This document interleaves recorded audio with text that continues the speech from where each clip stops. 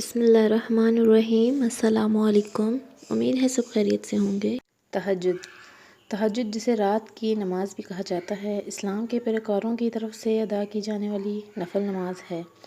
یہ مسلمانوں پر ضروری 5 فرض نمازوں میں شامل نہیں ہے، حالانکہ اسلامی پیغمبر محمد صلی اللہ علیہ وسلم کو تہجد کی نماز باقاعدگی سے خود ادا کرتے دیکھا گیا ہے اور اپنے صحابہ کرام کو بھی ترغیب دیتے تھے۔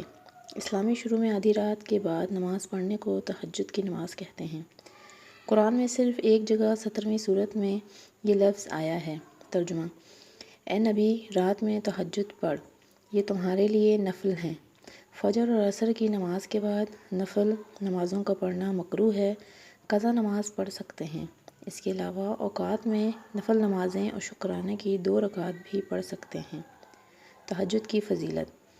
حضرت محمد صلی اللہ علیہ وسلم نے اس نماز کی بڑی فضیلت بیان کی ہے۔ آپ ازواج مطہرات کو اور حضرت علی اور حضرت فاطمہ کو بھی ان کے گھر جا کر تہجد کے لیے بیدار فرماتے۔ صحابہ کرام بھی اس نماز کو پابندی سے پڑھتے تھے۔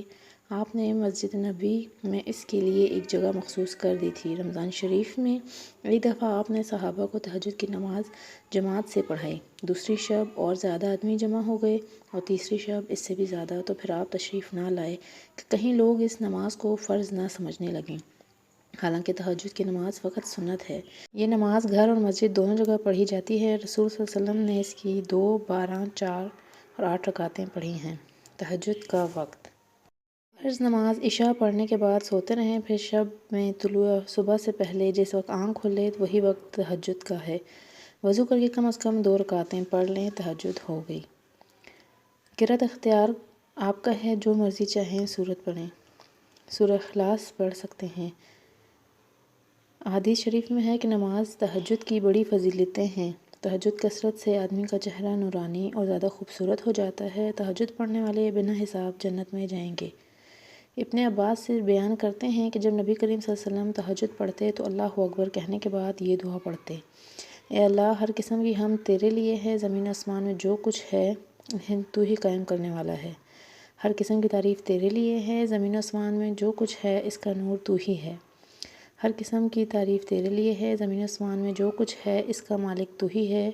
ہر قسم کی تعریف تیرے لیے ہی ہے، تو حق ہے، تیرا وعدہ حق ہے، تیری ملاقات حق ہے، تیری بات حق ہے، جنت حق ہے، جہنم حق ہے، تمام انبیاء اسلام حق ہیں۔ اے اللہ، میں تیرے سامنے جھک گیا، تجھ پہ ایمان لایا، تجھ پہ توکل کیا، تیری طرف رجوع کیا۔ میں نے تجھے اپنا حاکم مانا، تصور کیا، بس میرے اگلے پچھلے تمام گناہ کو معاف فرما۔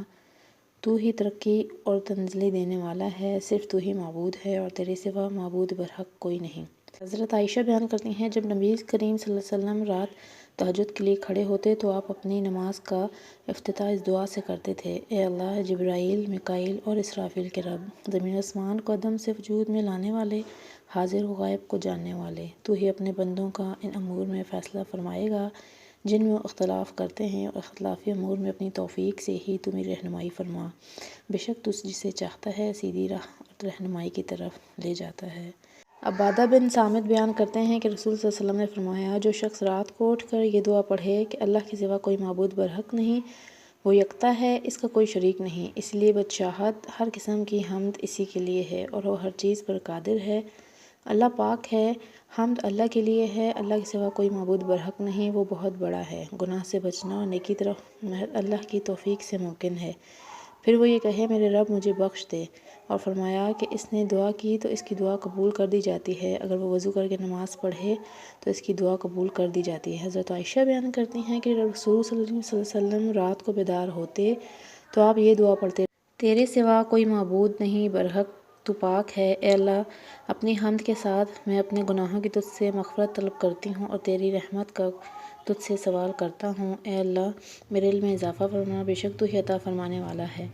معاذ بن جبل بیان کرتے ہیں کہ رسول اکرم صلی اللہ علیہ وسلم نے فرمایا: جو مسلمان اللہ کا ذکر کرتے ہوئے باوضو سو جائے اور پھر رات کے کسی وقت بیدار ہو کر اللہ سے کسی خیر بھلائی کا سوال کرے تو اللہ وہی خیر اسے عطا فرما دیتا ہے۔ میں نے حضرت عائشہ کے پاس حاضر ہو کر ان سے دریافت کیا، جب رسول کریم صلی اللہ علیہ وسلم کو بیدار ہوتے تو آپ کس ذکر سے آغاز فرماتے تھے؟ انہوں نے فرمایا، تم نے ایسی چیز کے بارے میں مجھ سے سوال کیا ہے جس کے متعلق تم سے پہلے کسی نے مجھ سے دریافت نہیں کیا۔ جب آپ رات کو بیدار ہوتے تو آپ 10 مرتبہ اللہ اکبر، 10 مرتبہ الحمدللہ اور 10 مرتبہ سبحان اللہ و بحمدہ، 10 مرتبہ سبحان الملک القدوس، 10 مرتبہ استغفر اللہ اور 10 مرتبہ لا الہ الا اللہ پڑھتے، پھر 10 مرتبہ دعا فرماتے، اے اللہ، میں دنیا میں روز قیامت کی سختیوں تکلیفوں سے تیری پناہ چاہتا ہوں، اور پھر آپ نماز تہجد شروع فرما دیتے۔ ربیہ بن کعب سلمہ بیان کرتے ہیں کہ میں نے نبی کریم صلی اللہ علیہ وسلم کے حجرے کے قریب رات بسر کیا کرتا تھا۔ جب آپ رات تہجد کے لیے اٹھتے تو آپ صلی اللہ علیہ وسلم کو دیر تک یہ پڑھتے ہوئے سنا، پاک ہے تمام جہانوں کا رب اور پاک ہے اللہ اپنی حمد کے ساتھ۔ اور انہوں نے فرمایا، یہ حدیث حسن صحیح ہے۔